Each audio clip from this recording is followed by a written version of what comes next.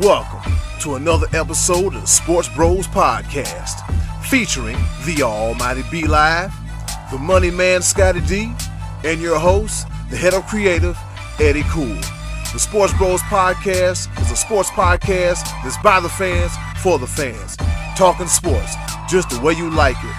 And without any further ado, let's give it up for the SportsBros.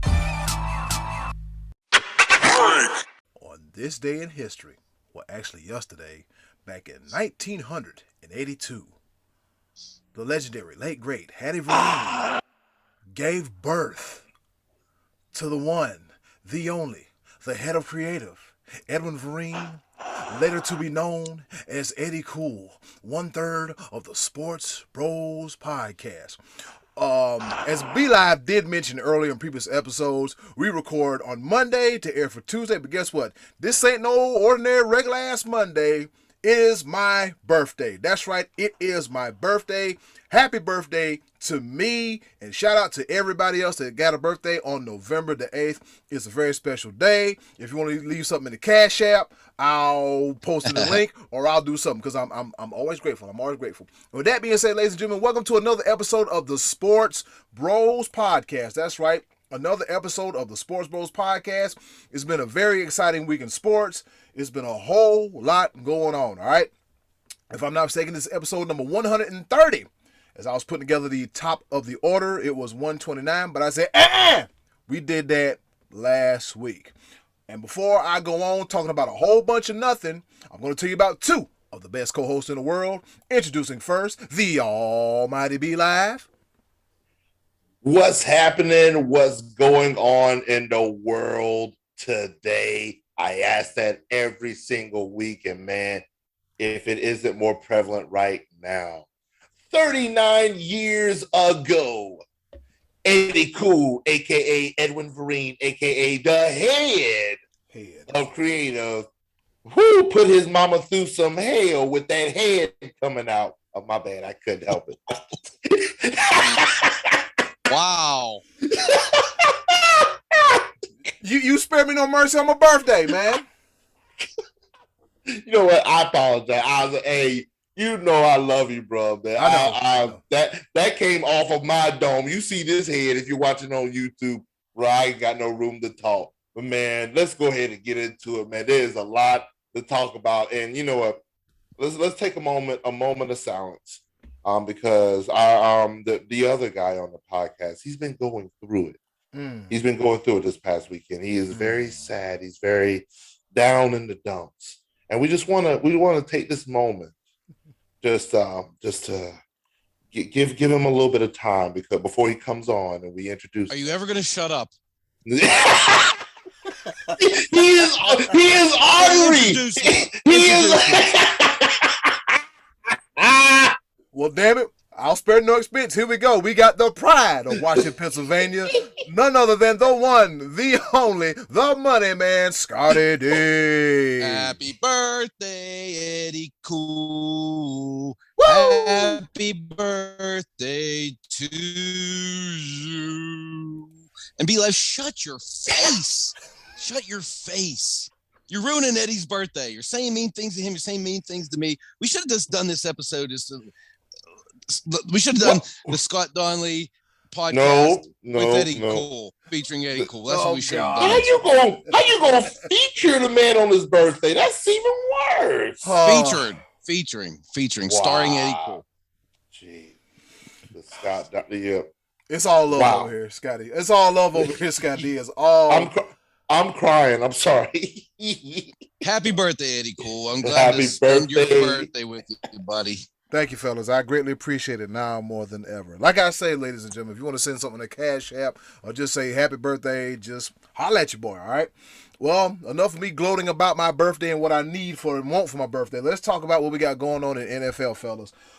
I don't know about y'all, man, but this past week seemed like bizarro world. Some things like that were seen to be set in stone posed the question, in the words of the almighty B Live, what happened?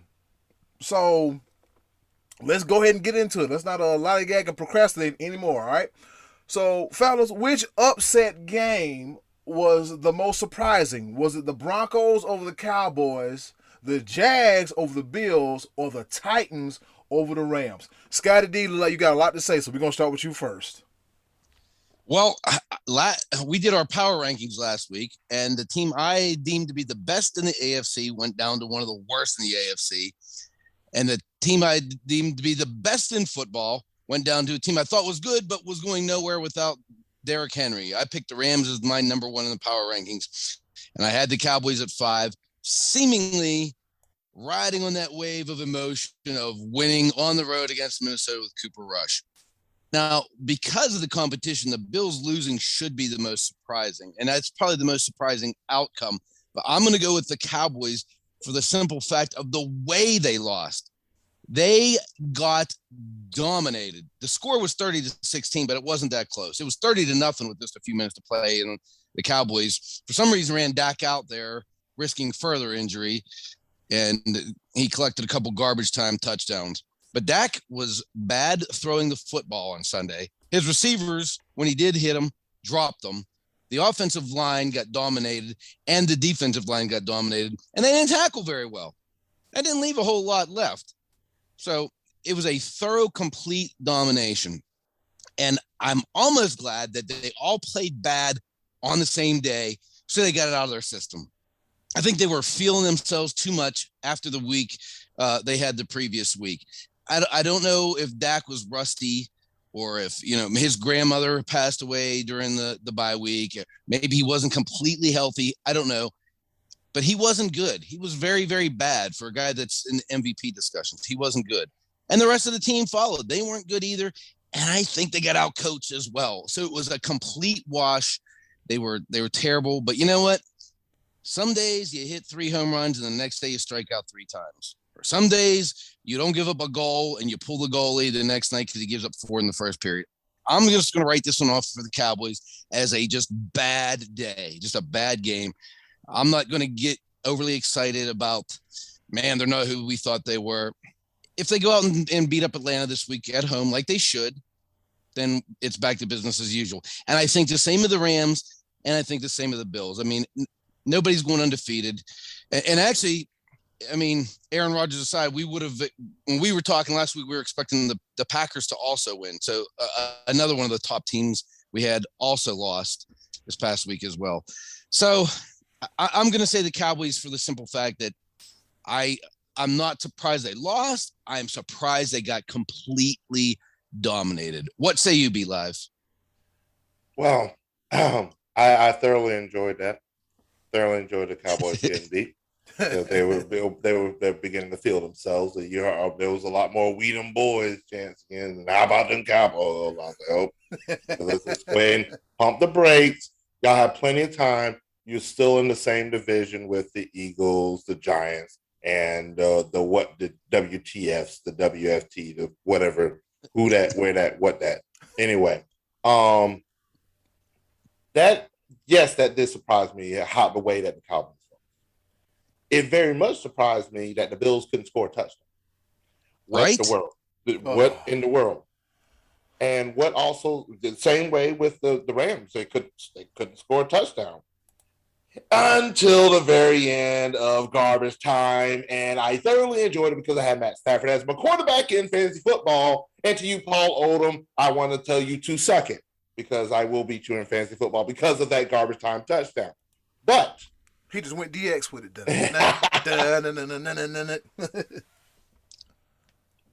None of these 3 games weren't in, actually. Eddy Kool. The one that surprised me the most was actually the game that you went to. Oh. We literally 2 weeks ago, I said it out of my own mouth that the Cincinnati Bengals were the best team in the AFC, and all they did was say, you know what, Be Live, we appreciate the admiration, we appreciate the love, and we're going to take what you say about us and completely just crap. Oh my goodness! So they said, all right, the SportsBros podcast, the Almighty Be Live has put us at the top of the mountain, and we're just going to say, you know what?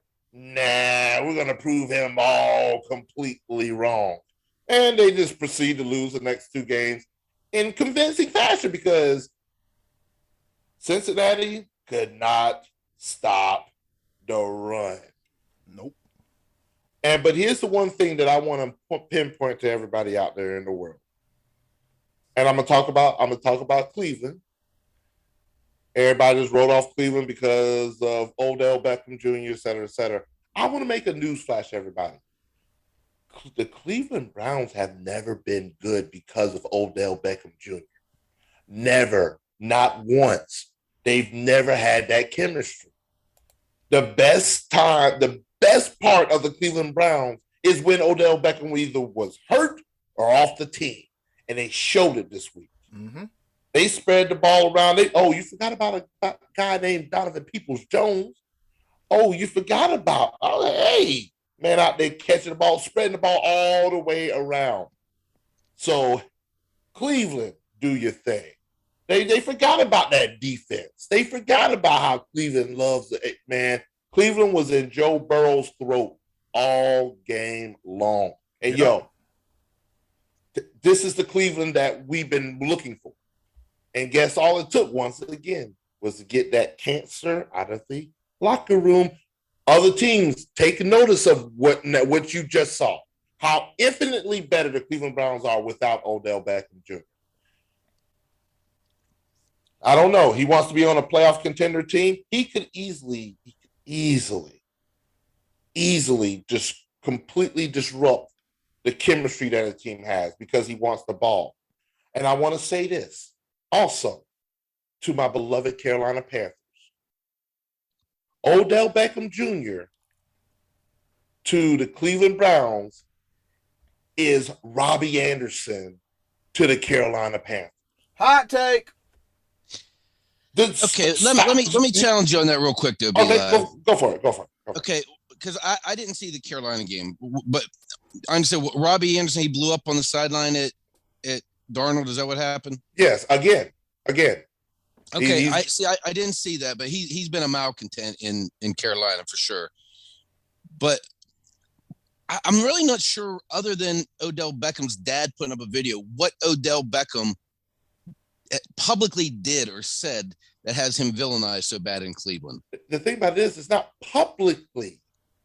The thing about this, besides the video, of course, yes. But what did he do behind the scenes? I mean, we haven't really heard much reported about what he did. I mean, there's pressure on Baker Mayfield probably to get him the ball, but I haven't heard of Odell Beckham causing any specific problems. I mean, if he goes home and says to his dad, that guy sucks and he's not getting me the ball, that's fine. I mean, you can say what you want to, and then his dad, blew the cover of it off with the video, but I don't know that Odell Beckham was as bad. And I'm just kind of playing devil's advocate. Okay, here. I don't understand know that. for sure, but I don't know that he's as bad as he's being villainized publicly. I mean, he's getting a lot of heat and a lot of slack for being disruptive to this team, but I don't know. I don't know that he has as much as his reputation is whatever he did. I don't know what he did. I have no idea. It has not been reported. But whatever he did caused him to be dismissed from practice 2 days in a row. I think that came from the video, though. I think that caused too much stress on the team, that whole thing. That's his dad. It's not him, though. It's his dad. They bear the same name. Birds of a feather flock together, I get that. And like I said, if he Odell Beckham Sr. calls his dad and says, Dad, I'm sick of Baker Mayfield. I can't stand playing with Baker Mayfield. I get that, but he's not. But he didn't say to a reporter after a game at any point that I'm aware of. I mean, like T.O. used to do, like some of these other past. His dad is part of that camp. His dad knew better. His dad knew better to do that. Yeah, that's one of those unwritten locker room laws that you just don't do. You don't do that. It's just as bad if O'Dell Beckham Jr. did it. Yep. You called out his wife did it, and we gave her hell. That's right, but you didn't cut Tom Brady. Of course, I mean that's There's a difference between O'Dell Beckham Jr. and Tom Edward Fitzgerald Carmichael. Here's the thing. I'm not villainizing O'Dell Beckham. I'm just stating facts. The team has been better when he's not in the lineup, whether it's hurt, whether he's off the team. I agree. That's the point that I'm making. All the stuff that happened. So it's one of those things where you start scratching your head. What could actually be the reason why O'Dell Beckham Jr. is not working with the Cleveland Browns? There's a lot of things, but it's one of those things where, I mean, if it quacks, it might be a duck. Just might. Yeah, I know. Okay, no, and that's fair. I'm just saying, it just I'm hearing a lot of smoke around O'Dell, but I haven't seen the fire as much as probably he had when he was with the Giants. You know, when he was with the Giants, there seemed to be more disruption. He was a little more out there, it seemed, and he's proposing to the net on the sidelines and doing all that crazy stuff. And I think in Cleveland, part of his problem is he's been injured so much that he never really developed the chemistry with Baker. And I think Baker's limited, and he developed the chemistry with some of these other receivers. And in turn, Beckham gets frustrated. His dad pops out a video, send him home for practice, put him on another team. But I just haven't heard as much like negative surrounding actually what did he do as much as I'm hearing just a lot of the smoke around it. Whereas Robbie Anderson, you're telling me, has just been blatantly just running his chops on the sideline. Well, he's not only has been running his chops, literally, the Carolina Panthers went 3-0. Everything seemed to be working out when DJ Moore was the primary target. DJ Moore, Sam Darnold had a chemistry, and DJ Moore was just doing his thing. Robbie Anderson just was not, he was there, but he wasn't getting the volume. And it's okay because the team was winning. Yeah. But the second the team lost their first game, they lost to Dallas. Robbie Anderson blew up because the play call and et cetera, et cetera. Okay, that wasn't just because of the Dallas loss. That's because of all 4 games combined because he wasn't getting the volume. As soon as that happened, you watched the entire chemistry of the game. And on top of that, Christian McCaffrey got hurt. But guess what just happened? Christian McCaffrey came back. And guess what? It still ain't right. Because ever since Robbie Anderson demanded the ball more, demanded to be more of the part of the offense, Sam Darnold has been once again seeing ghosts. He's trying to get him the ball, and it's obvious at this point in time. Do you think he can't see him? No, I think because he's so thin, you can't see him. He is really tiny. The man is little. The man is he is like he look like he about $165 on a good day. Right? When the ball's thrown at him, he's not catching it.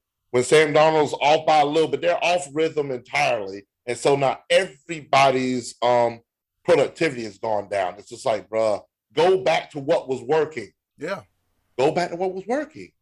And it's at this point in time now, it's just could be irreparable damage at this point, though, huh?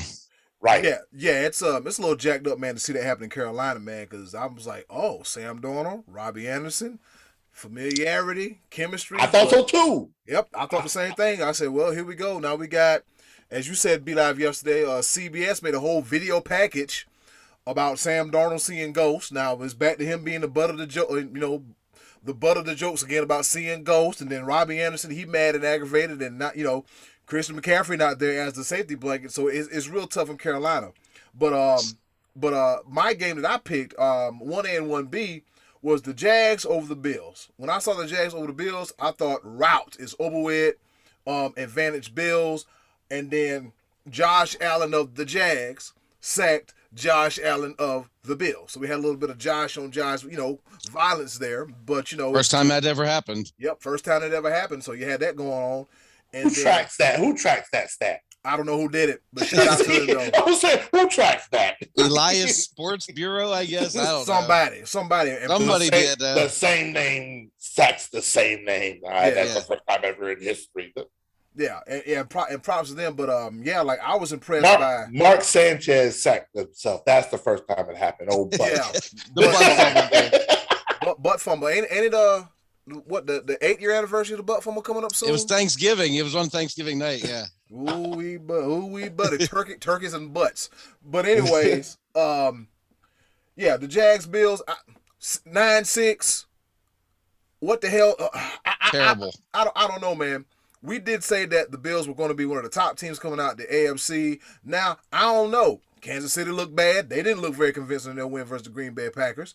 And then we got, and then we have the Bills doing what they're doing. So as far as I'm concerned, I think the AFC is up for grabs. Whoever wants it takes it. Just take it. Just take it. And then, you have the Tennessee Titans. I thought it was going to be okay, well, all right, no Derrick Henry. But then the Titans said, it ain't over with yet. We apologize, Titans, for what we said last week. We apologize. So sorry. But the thing about the Titans over the past few years, right around the week 11, 12, 13, 14 mark, they tend to get real sneaky. People tend to count them out, and this is even when they had Derrick Henry on the field. The Titans get real sneaky around this time of the year, and you think you got to walk in the park. Nah, you got to fight in the back alley somewhere because the defense is not going to lay down. Mike Vrabel is not going to have them boys lay down. Ryan Tannehill's going to do the best he can. And then, we got Adrian Peterson. There you said it, though. There you said it. What? Ryan Tannehill's going to do the best he can. Yeah. He only threw for like 125 yards on Sunday. Yeah. The Rams were partly self-destructive on that one because Stafford threw a couple of picks. Mm-hmm. So I know that we're kind of apologizing to Tennessee for giving up on them, but I'm still not convinced that they're going to be okay without Derrick Henry. I know they got this game, and that was very impressive to beat the Rams in their house. Now, my question is this. Were the Rams self-destructive, or was Tennessee's defense that good? It was both. Tennessee's defense looked really, really good. No question about it. But you're still going to have to score some, and they scored 3 touchdowns in the second quarter and got outscored in the other 3 quarters. It was, I don't know. I'm leery of Tennessee without Derrick Henry. I still am. And they divided his carries up to among like 4 or 5 people. Adrian Peterson, a little rust. I mean, I can't really hold that against him for not being in game shape on a moment's notice. I think where they had Kools, and I think they did like a couple receiver runs and that type of thing. But if you're asking Tannehill, Eddie, to do the best he can, and he's going to have to carry the team, I'm still worried about that. I still like the Bills, even though they did lay an egg. Eddie, like you said, they couldn't score. They didn't score. I would not think that team's not going to put a touchdown on the board. I'm going to say this real quick to our listeners, to our viewers out there. There's a reason why we scrapped the NFL top 5, because I just looked at my top 5 from last week, and 4 of the 5 teams that I put in the top 5 lost. Right. So it was like we just gonna let it. We gonna see what surprises us each week, because there will be a surprise every single week. We gonna mix and match it up a little bit, but I can tell you what's not going away. That's coming up in a little bit. Stay tuned. Oh, for crying out loud! 2 a little bit more. Yeah, coming up shortly. And the final thing about this week in the NFL, the Packers, Chiefs. Yeah, like I said, this was a wild, and this is a rough week of football. I'm not gonna lie to you. It was some hard to watch football this week. Kansas City, they eat one out, man, in Green Bay and Jordan Love. That whole didn't look good, Eddie. It didn't look good. It was bad. All right. And now seeing Jordan Love in live game action, nah, brah. This ain't it. This is I don't know what's going on with Green Bay. I'll say that. I don't know what's going other than Aaron Rodgers and the vaccine and the immunization, and then he cussing out everybody, going through a midlife crisis with his earthy friendly girlfriend, wearing a man bun. Didn't want to be John Wick for Halloween. This is my last ride. I'm a Barry management. This, as a Packers fan, you got to be scratching your head and saying to yourself, WTF, like what is really going on? Because as a non-Packers fan and as an innocent bystander, I'm looking like, what the hell is this? Like what are we doing? Like, what's going on? It's just, I think they're going to be fine with Aaron Rodgers back. Yeah. And if anything, I think he gained a little bit of leverage off of this week because Jordan Love didn't come out and light it up. Management says, we might be okay next year. Well, that did not happen at all. We've been preparing for this entire offseason that Jordan Love was going to step in and But Quick question, fellas. Yeah, quick question, fellas. Are you more surprised at the fact that Jordan Love did not do well, or the fact that the Kansas City Chiefs only scored 13 points? Both. Yeah, Both. I know. Both. They've won 2 in a row, but neither one was really impressive. Yeah, the Chiefs are not the Chiefs of but you know what? They're still going to make the playoffs, I would think, because they did win 2 in a row. They're back up over 500. They're 5-4. They're still, they're still a team I wouldn't want to face in the playoffs if they get there. Now, again, you're right. Not only has their defense not looked good, be live, but their offense has just not got it clicking. God. But in the meantime, the Ravens are putting up points. Maybe that's the team we're sleeping on is the best team in the AFC. Yep. Well, the Baltimore Ravens continue to win. And don't look now, but slowly the New England Patriots are creeping up the board. Yep. Just a quick little research right now. If the season ended today, the Kansas City Chiefs would not be in the playoffs. They are the number 8 seed in the AFC right now. Because there's a lot. Tennessee 7-2, Ravens 6-2, Chargers 5-3, Bills 5-3, Raiders 5-3, Steelers 4-3, Patriots 5-4, Chiefs 5-4, Browns 5-4, Bengals 5-4, Broncos 5-4. And somebody's got to separate themselves from the pack. Quick. Yeah. Because there's a lot of mediocrity right in the middle there. Yeah, because looking at the AFC West right now as we speak, we got the Chargers leading at 5-3. The Raiders are at 5-3, the Chiefs at 5-4, and the Broncos are at 5-4 as well too. So it's just who wants to win football games, who wants to win a division, who wants to go to the playoffs, possibly win the Super Bowl. But at this point, anything is possible. And ladies and gentlemen, that does it for another edition of the recap of the week that was in the NFL. Coming up next, the Be Live Top 5. 1, 2, 3, 4, 5. Be Live Top 5 coming up next on the SportsBros podcast. You like that, don't you?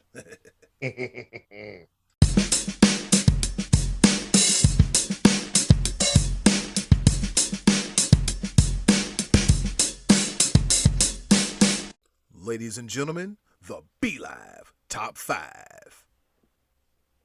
Ladies and gentlemen, my favorite part right here. You already know how passionate I am about college football and why it's just the greatest sport and it's better than professional football. And this is the very reason why we feature this part when it comes to the Be Live Top 5. But I'm gonna slow it down real quick because this right here, I've been waiting on this very moment since Tuesday. Since Tuesday this past week, when the College Football Playoff Committee released their playoff rankings, their initial playoff rankings. And I want to go ahead and start off by saying this. How to say that you weren't paid off, how to say that you were paid off by the Pac-12 conference without saying you were paid off by the Pac-12 conference. You have got to be kidding me. I saw that ranking and I said it. I took it in a big old ball and freaking I turned that sideways and right up there, you know what? Because that was garbage. Garbage. I can't believe that even happened. And I'll get into that in a little bit. But let me start off with my Be Live Top 5. We're going to start off at number 5. My number 5 is Ohio State. Anyway, but at this point in time, it's position A. Ohio State is the best team in the Big Ten. The reason why they're on the outside looking in is exactly what I said last week, is that I honestly, God, I believe that Michigan's going to pull the upset and beat Ohio State. Did you just I got excited when you said that again. I'm holding you to that. Michigan better win that game.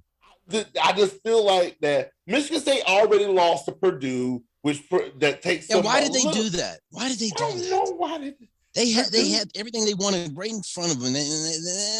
Why'd they do that, Sparty? Come on. Them Boilermakers are just ruining lives, baby. I know. That's 2 top 5 teams in the same year. Man, But so now it sets it up to where, because you do still have Ohio State, Michigan State. You still have Michigan, Ohio State later on. And I'll get into that a little bit, but that's why I have Ohio State my number 5. Number 4, I want them to make it.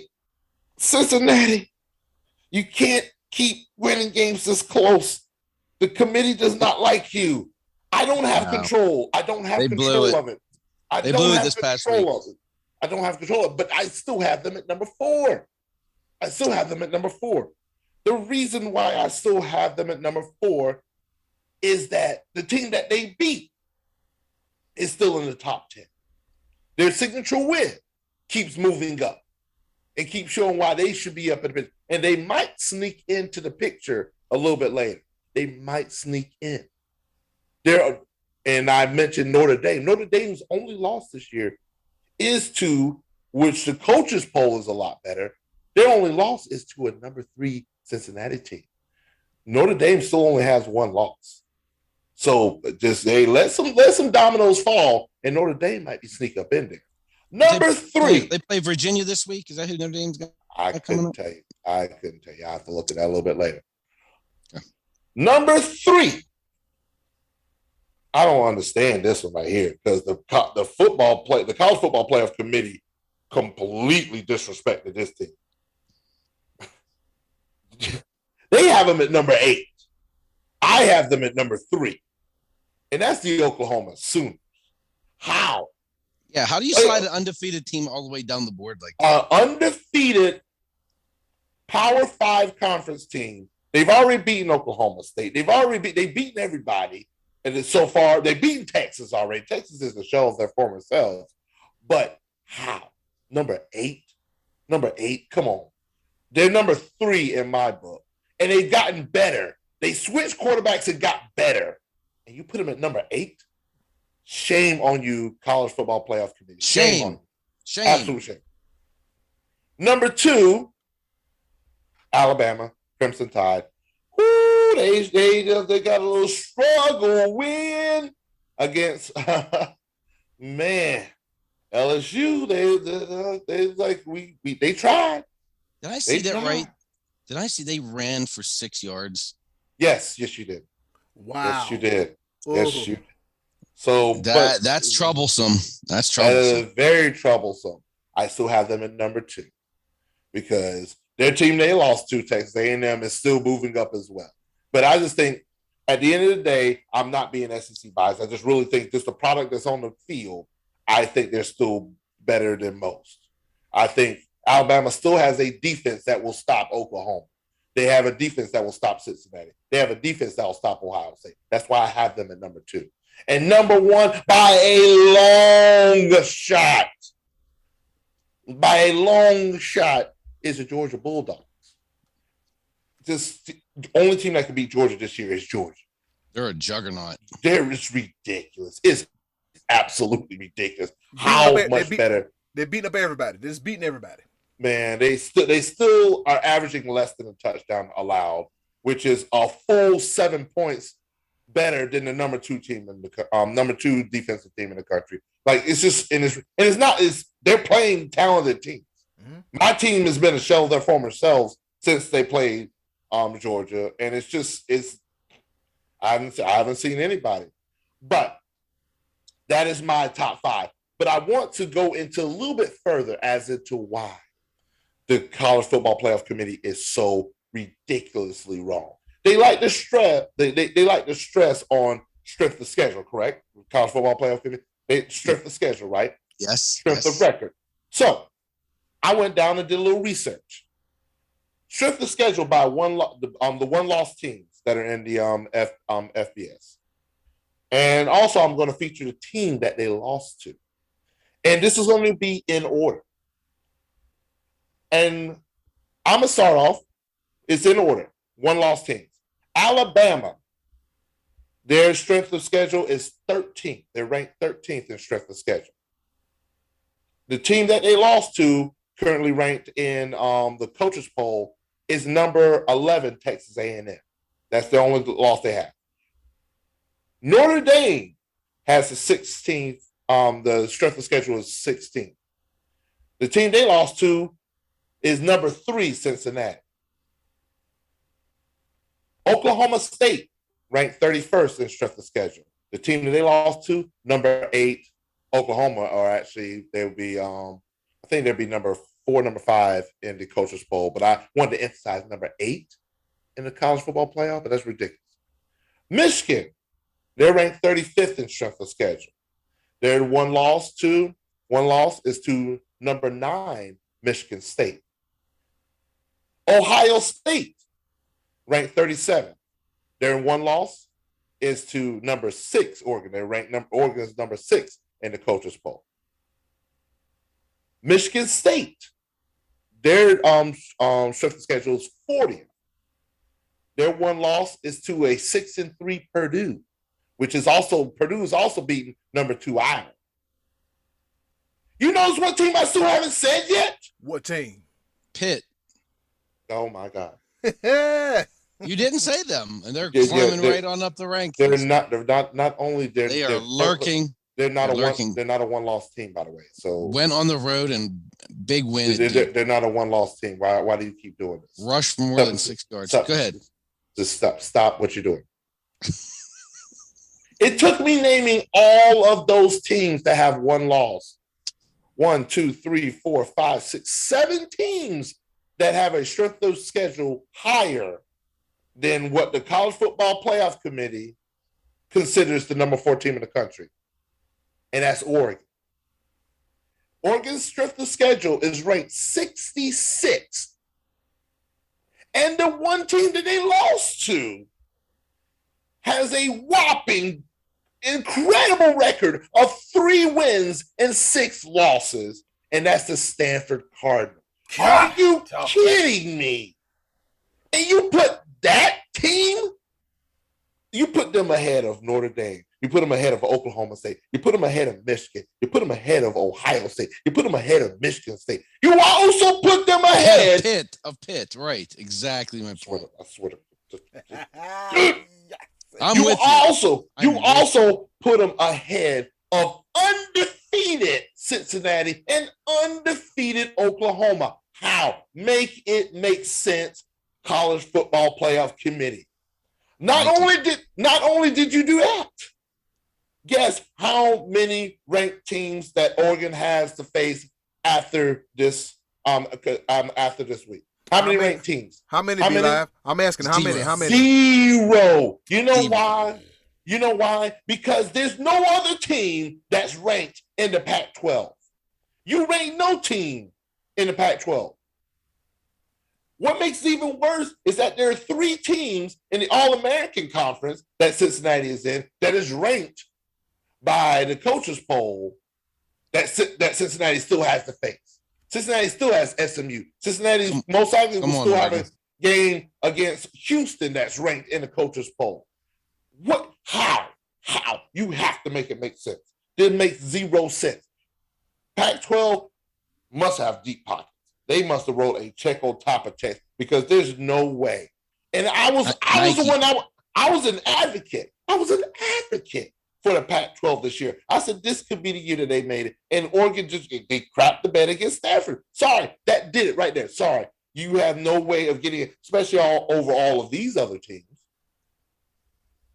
Each one of these, Georgia, Alabama, or Cincinnati, Oklahoma, they have clear paths. Alabama may be the only team that doesn't have a clear path because they still, at the end of the day, for Alabama to make it to the playoff, they have to beat Georgia. They have to beat Georgia in the SEC championship.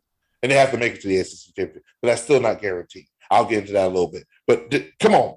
Somebody make it make sense to me. Somebody, please give me something. Give me something. I got nothing. Wake Forest is number 72 in strength of schedule, and their losses to 5-4 North Carolina, which they just lost this week. So I can't. The ACC, that was our only chance, and they blew it. So it's over. It'll be taking care of that on Thursday. They will not. North Carolina. Let it go. They'll be moving right back up the border. Come on over to Pitt, Oregon. We'll see what you got. Come on up to Pitt. Unbelievable. Please, fellas, make it make sense to me. Please, somebody. I don't know, Nike. Yeah, just do it, baby. They got Nike. Oregon's powered by Nike. Yeah, man. If that isn't the most corrupt thing you've ever seen, that's what I'm saying. That is nothing but corruption. This the only way you can explain that. Be Live, it's the NCAA. Did you expect anything less? Here's the thing. The college football playoff is not backed by the NCAA. That's actually they're a separate entity. Okay, yeah. The thing about it is that the college football playoff committee is I think is selected by the Condoleezza Rice and she on that? The power. I don't know if she's still on it, but the Power 5 conference, their commissioners, they have something to do with it. So it's also clear as day that this is powered by the Power 5 conferences, and it's bad. It's bad. And even with the Power 5 conferences, the fact that Oklahoma is ranked number 8 is a travesty to me. Somebody, please make it make sense to me. Somebody. Phil Knight's on that committee, I believe. I think it's Phil Knight, Condoleezza Rice, and Oprah. They're the ones that are deciding this. I assure you, next week when we record, I'm gonna have a full on. I'm gonna investigate what exactly runs the college football playoff, because this does not make any sense. They've made sense in the past. That 8 minutes. Eddy Kool. You get a playoff spot. Everybody gets a playoff spot. That's what it sounds like. While we're talking about college football, I want to give a shout out to my only team, not my fantasy football team, both of them, not my pro team. They stunk. But the Fighting Gamecocks of University of South Carolina. You know what? They beat the Florida Gators so bad. They told the defensive coordinator, you can get the hell up out of here. Gone. We getting people fired. That's right. We spoiling stuff. Yeah. Wow. No more clap here. No more Gator clap. No more Gator clap. No more Gator clap. None whatsoever. So shout out to the South Carolina Gamecocks. I don't know if you saw this. I didn't have the game on stuff. Our own Uncle Max, he said this would be a good time to go for best of 12 here. See, again, or 12, expand to 12. See, he said 16, and he's being facetious, by the way. And that also, that right there also, I'm glad you said that. Why this almost screams that they're headed in that direction because of these rankings right here. Got to get 12. They're trying to. They feel like they're trying to skew what a 12-team playoff would look like. And I want, you know what? Just give me this real quick. Give me this real quick. I know what y'all trying to do. What we're trying to get to. We got other things to get to. But as it stands right now, I want to pull it up. Hopefully, my computer be a little bit faster than this. I want to pull it up. I want to see what the playoff would look like right now, if it was a 12-team playoff. 12-team playoff. I think eventually it's going to have to get that way. It's going to have to. Right now, you would have a number 5 Ohio State going against a number 12 Baylor. You have a number 6 Cincinnati going against a number 11 Oklahoma State. You'd have a number 7 Michigan going against a number 10 Notre Dame. And you'd have a number 8 Oklahoma going against the number 9 Wake Forest. This is last week's rankings. Okay. And Oregon would get a bye. Oklahoma would have to play an extra game. Cincinnati would have to play an extra game. Sounds good to me. Bring it on. You can't be serious. You know why? The number 12 team could come all the way through and win this thing. Hey, do you know who had the 12th best record in Major League Baseball this year? Who, Scottie D? Don't Atlanta do that. Braves. I knew he was going to do that. They were the 12th best team in baseball this year, and Worked out okay for them getting in. Yep, ladies and gentlemen, that's been the end of the Be Live Top 5, and we're sliding right into it. How you going to... You just going to end that segment with that. I'll give you that transition. Go ahead. The Be Live Top 25 minutes. I mean, right. Wow. We're gonna slide right into that. Like I said, ladies and gentlemen, that was another perfect edition of the Be Live Top 5. We're gonna slide, see what it did there, into the World Series where the Atlanta Braves, that's right, the Atlanta Braves, let me put this thing on Gallery View so people can see what Be Live got going on. The Atlanta Braves are your new world champions. It took 44 Congratulations, guys. Congratulations. Yep. Yes. I said to myself, before I leave this earth, one of my teams, somebody got to win a damn championship. So the Braves won 44 games at the front end of the season, and the back end of the season, they won 44 games, a grand total of 88 games, and they beat a 106-win team to become the world champions, and they beat the Houston Astros. So now, so for those of us that enjoy the joys and splendors of Houston, chopped and screwed music, Zero, Paul Wall, Mike Jones, Whataburger, we can go back to doing all that because for 2 weeks straight, nothing Texas. We love you, Houston, but these here Bravos, they got to do it. Be Live. Tell us how you feel. Give us something. What? I can't describe it in words, but I'm gonna do my best. Man, it was just exhilarating. Just, oh my God, and just how Game 6 went. It was such dominating fashion. We took the win from the Sales early, as I exactly said, on short rest. Hit them early, hit them often. Luis Garcia was, y'all, man, we smoked them. And Max Fried had the performance of a lifetime. 6 innings, which was the longest tenure, the longest time innings pitched in the World Series to date. 6 innings of no runs. I think it was 1 hit. It was just domination. And I was like, oh my God, this is actually happening. This is happening. But I know my Braves. Come on. Not until 3 outs in the 9th inning. That's the only time I'm really going to. But as soon as it happened, just the loudest scream I could ever scream in my life. Hats off to the Braves organization. You know what? I should know the general manager of the Braves at this point in time because he should easily win Executive of the Year with the moves that he made before the trade deadline. To pick up Soler, to pick up Austin Riley. Oh my God, it was Jocktober, Jock Peterson, to pick him up from the Dodgers, pearls and all. Man, just the moves they made when Acuna Jr. went down hurt out for the season. I thought that was it. I thought we was having an MVP type season, and I was like, that's it.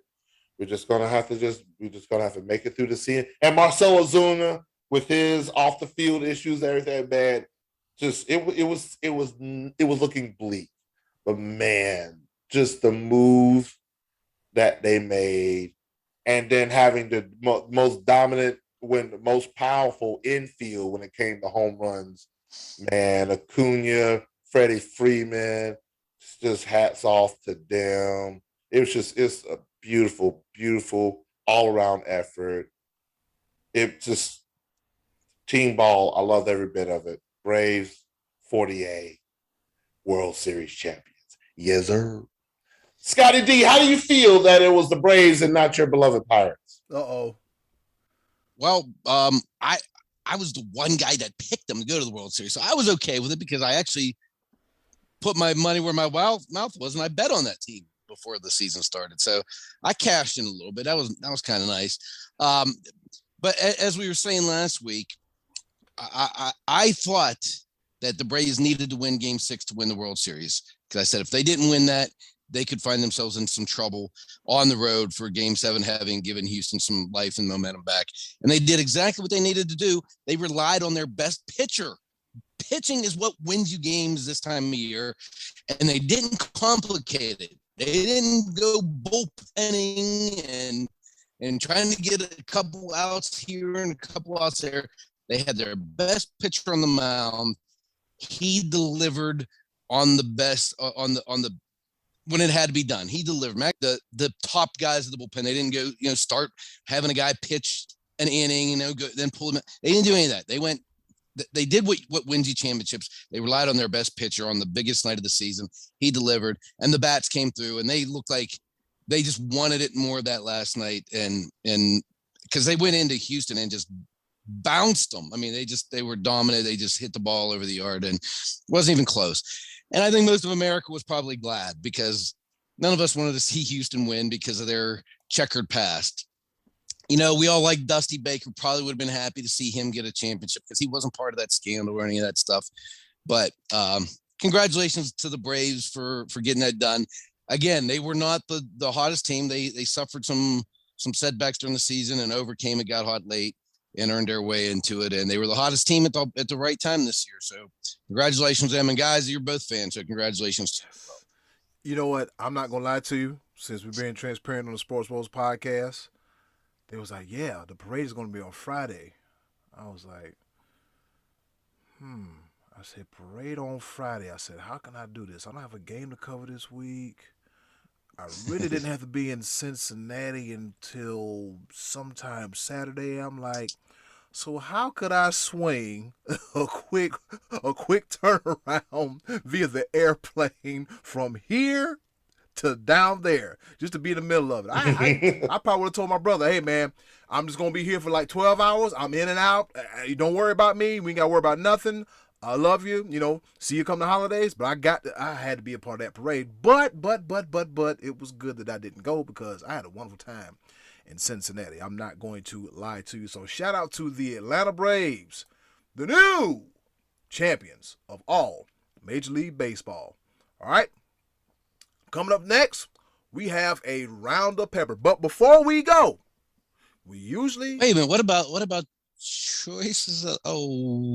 Okay, we'll explain. Somebody messed up this week. Messed up. Somebody messed up this week. I'm not gonna point, but things happen. All right, we forget we're human. All right. The choice of the voices was great last week. We want to give a shout out to our guest, Hunter Samboli, who came through and just chimed in and had nothing but fun. It was very fun. I think for the future, we might want to bring on another fourth for the choices of the voices because we did enjoy it. We enjoyed it. Matter of fact, I sat back and watched the whole video and listened to the whole thing for 2 days straight. It was great. It was wonderful, and it was entertaining. But right now is not the time for our favorite portion of the show. But what we're going to do in the meantime, Scottie D, reminding people what's on tap for next week's Choices of the Voices. All right. By the time you hear this will already be on Facebook because I'm going to put this up immediately. But we were talking sports, and we decided to ask, which young quarterback would you rather have on your team to start a team around? Justin Herbert, Joe Burrow, Trevor Lawrence, or Mac Jones? And that will be on that'll be posted on Facebook right now as we speak. You'll be able to get on there. We'll talk that over next week, Eddy Kool. I promise. And that's okay. That's okay. Hey, you know what? Things happen. I'm not mad. It's been this past couple weeks been kind of like this, kind of like that, but it's all good. It's all cool. It's fine. It's dandy. Shout out to everybody that participated last week in the Choice of the Voices, and shout out to everybody that's going to participate this week in the Choice of the Voices. The holidays going to get real crazy. Birthday, all the stuff.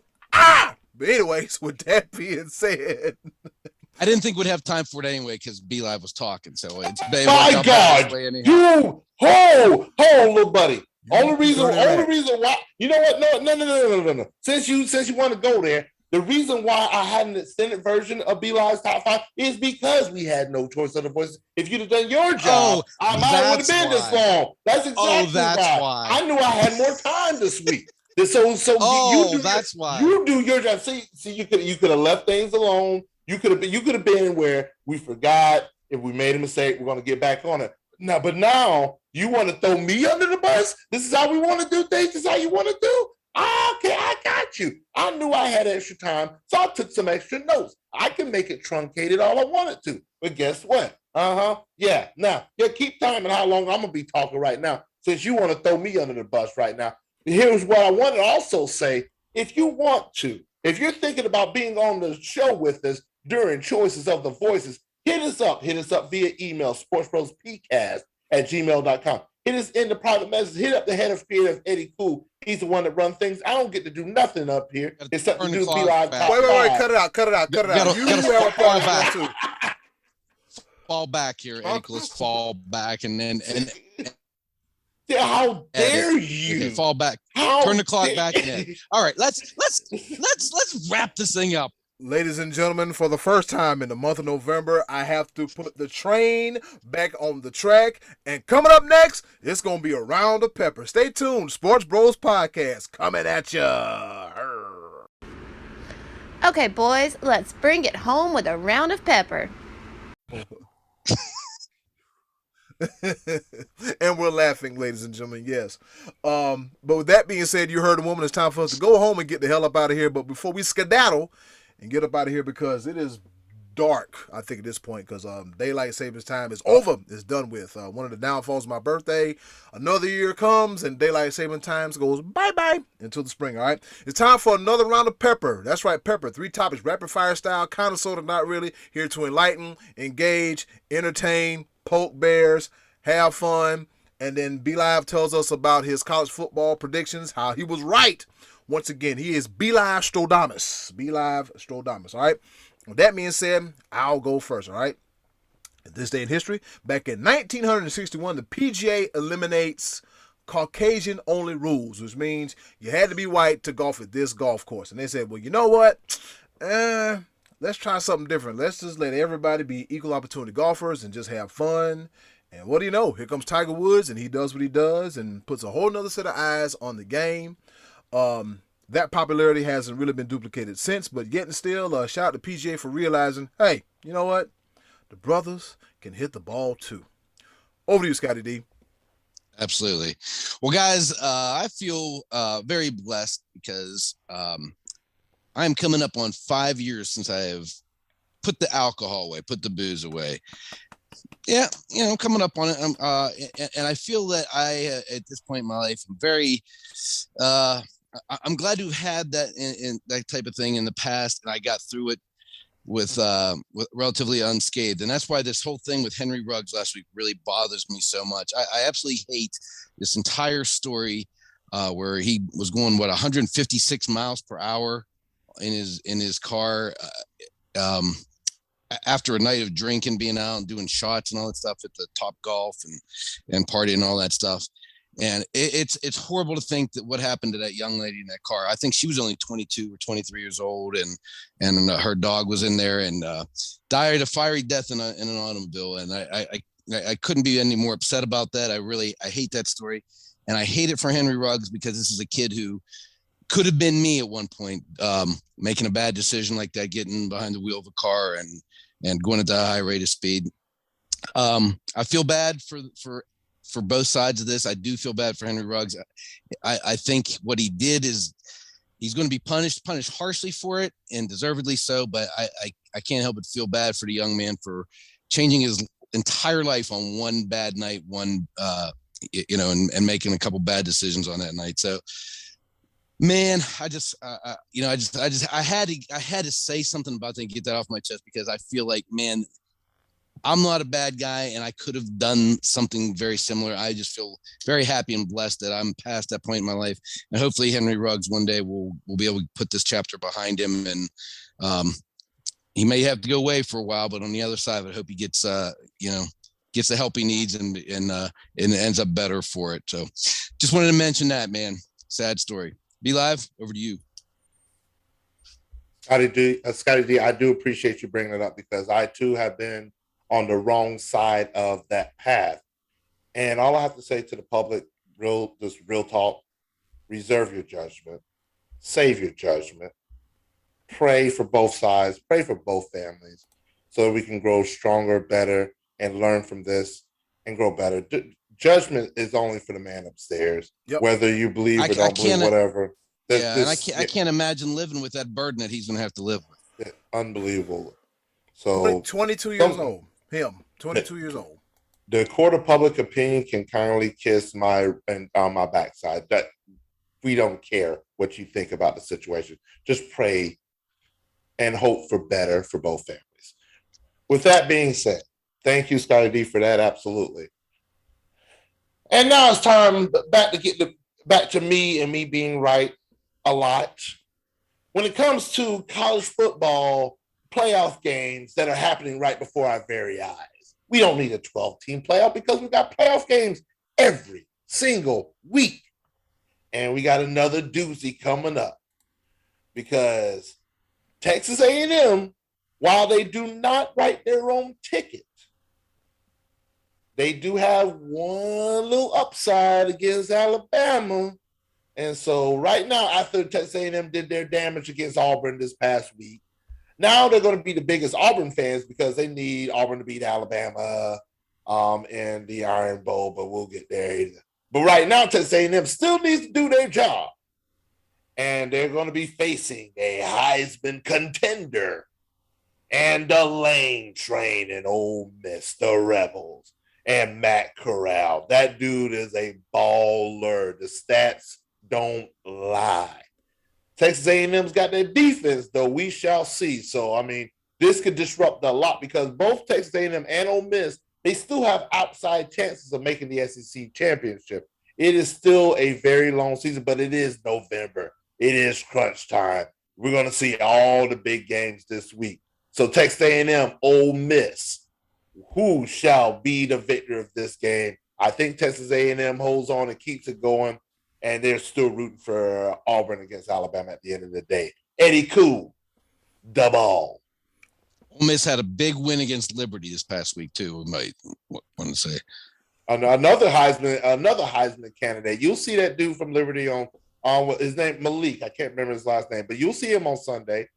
Big playoff win over Liberty this past weekend. Go ahead, Eddy Kool. Eddy Kool, the ball. I ain't throw nothing to you.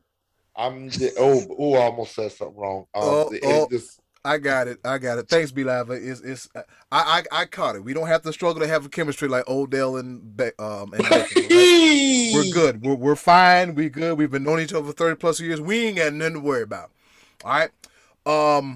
More coming from the Las Vegas Raiders organizations. So let's go ahead and say it. Without judgment, without ridicule, being honest, it's been a catastrophe of a season for the Oakland Raiders. I mean, they look good coming out the gate. They're currently 5-3 in the AFC West with potential to go up. But they've endured a lot over the past month, starting with John Gruden getting fired for his racist and homophobic comments on the emails, all right, with the crew over there in Washington. Also, as mentioned earlier by Scottie D, Henry Ruggs III released and arrested after the DUI was led to a death. Once again, like they said, no judgment. Hold your opinions to yourself because right now it doesn't matter. We're sending prayers and healing energies to Henry Ruggs and also the family of the deceased. And as of today, we got more coming from Sin City as they cut 2020 first-round pick Damon Arnett after a video surfaced this past weekend making death threats and brandishing firearms. Look, I understand in life things happened. Now, I don't know a lot about the story, but if you're on video making death threats and brandishing firearms, that's not a good look because you are a representation of that organization. There's a standard to be upheld when you're just in the public of that manner. But like I said, I don't know the full extent of the story or the situation. But instead of saying do better, be mindful, be careful because you never know who's recording. Over to you, Scottie D. Everybody's recording these days. Yeah, nothing safe. Everybody's recording. Getting back to the college playoff, we had quite a game this past week with BYU, 59-14 over Idaho State. I mean, how did I get in here? That's not right. That's my notes. I'm sorry. I don't know where I got off of that. I hope your device dies You had 10% and you're going off on tangents like this. I hope it dies. You know what? That's what I want right now. Go ahead. I'm gonna talk until it dies. That's what we did. Since you want to do some silliness right now. No. You got pretty close earlier. So Roger Goodell, pay attention to what's going on here. I don't want to tell anybody whether they should or shouldn't get the vaccine. That's not the point of this. But Aaron Rodgers broke your rules that you guys set up. He lied about it because if you listen to the question that was asked him, did you get vaccinated? His first word was yeah. And then he said other stuff. And then he defended it and he quoted Martin Luther King Jr. like an imbecile, and he grew out his hair long and he's doing all kind of stupid stuff.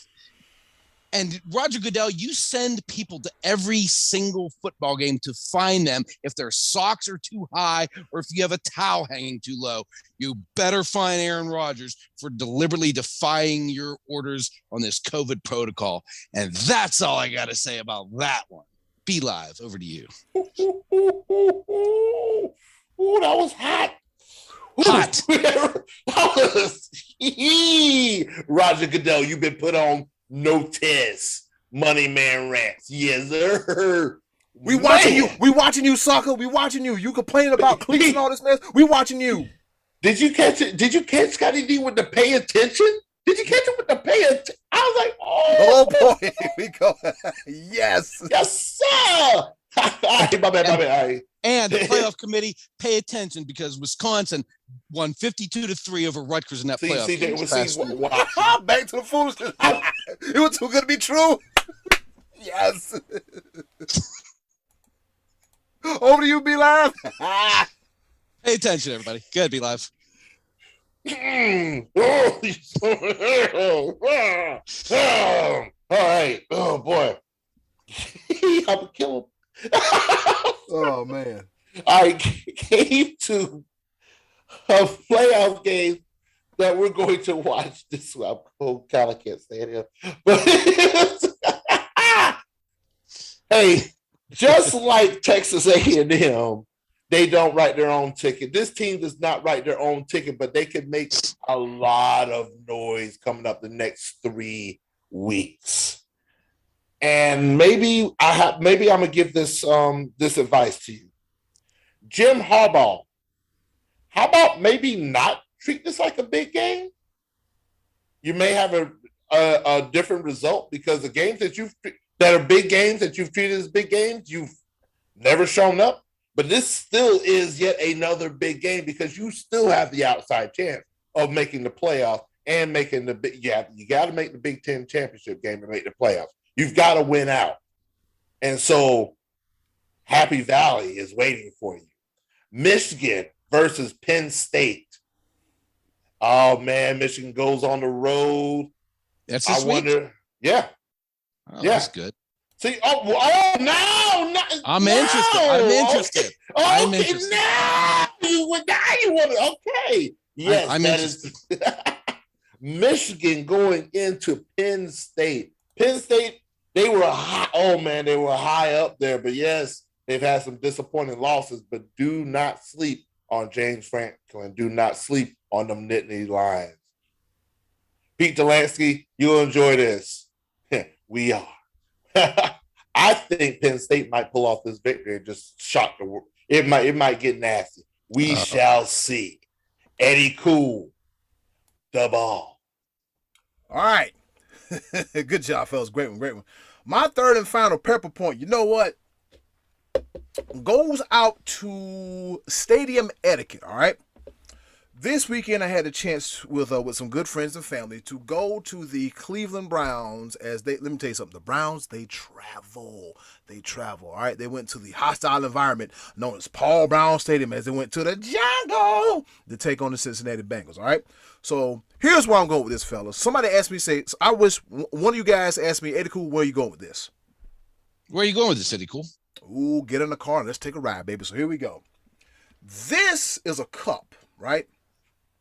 Now, yes. Now I understand that football games that they serve beverages of the adult consumption. You know, your Trulies and your beer and your liquor and all that good stuff, right? So I don't know the size of this cup, but the cup plays an interesting role in this story. So we were making our way to our seats in the stadium, beautiful seats, I might mention, and I understand that some people are in a hurry, that some people are of age, and there are you remember those kids that run around in a restaurant just running, just running? Well, those kids turn into adults. They're still running in public places, all right? So here we go. As we're rounding the stairway to go back down, because I guess we went the wrong way, this gentleman was like, okay, we gotta go. And so as he was walking, he spills some of his beer down a member of our party's back. I didn't take too kindly to that, because I'm pretty sure when you go to the game, when you come dry, you want to leave the game dry. Makes sense to me. Makes sense. Unless it's raining, like the time me and B-Live went to the Monday Night Football game, and rain just came down in buckets. We just had ponchos, and we made the best of it, weather permitting, right? So here's my advice to anyone going to games and gatherings this coming during the holiday season and the rest of the football season. If your beer is filled up to here, before you even take 2 steps away from the concession stands, do the rest of us a favor. Knock the top off the beer. Knock the top off the beer, because you know what? You look like a grown person that cannot handle their alcohol. What's wrong with you? Yes, it is 5 minutes from kickoff. Guess what? The game ain't going nowhere, and neither are you, because you paid good seats and you paid good money for those good seats. Do the rest of the world a favor.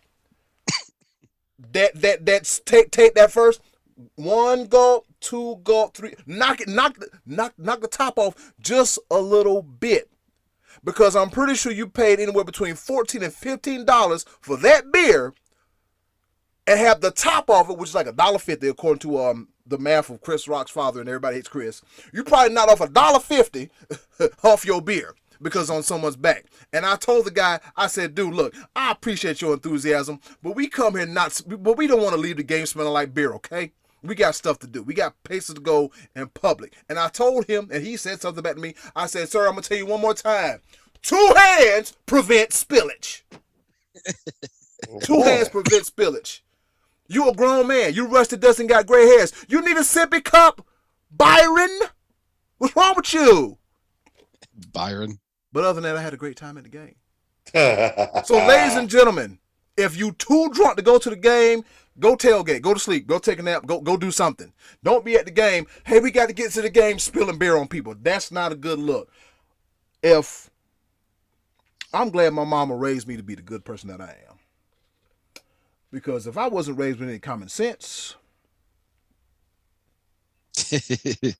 all of them, every last digit, even this one thumb is kind of jacked up. But I digress. Everything is all good, fine, and dandy. Over to you, Scottie D. All right. Speaking of throwing some fists, I know not everybody is a UFC fan, but if you are, you had a good time on Saturday, because Madison Square Garden saw an incredible card where there was lots of knockouts, lots of good fights. Actually, the 2 main events both went the distance. Kamaru Usman defeating Colby Covington. That was a really, really good fight, and he retains the middleweight championship as he should. And Rose Namajunas won the strawweight rematch against Zhang Weili. So she is still the champion. But guys, man, the first fight on the pay-per-view was Justin Gaethje and Michael Chandler. And these dudes just brawled it out.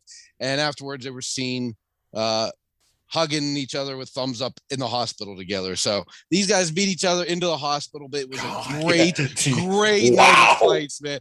I mean, typically, if you take a little damage, they send you off to the hospital, but these boys, they had to go because they beat the mess out of each other, and neither dude went down. That one actually went the distance as well, a 3-round fight. I could have watched a 5-round between those two. It was fantastic. But Madison Square Garden got their money's worth. A lot of good fights there this past weekend, lots of knockouts, lots of throwing hands, put on a great show. Coming up in December, Charles Oliveira against Dustin Poirier for the lightweight title, and Amanda Nunes takes on Juliana Pena, her next victim. And Jorge Masvidal, Leon Edwards. That's the next big pay-per-view coming up. I think it's December 11th, if I'm not mistaken. So UFC 269 on the horizon. Be Live, over to you. All right. Well, Jorge Masvidal playing double duty. You can see him on AEW as well. Yeah.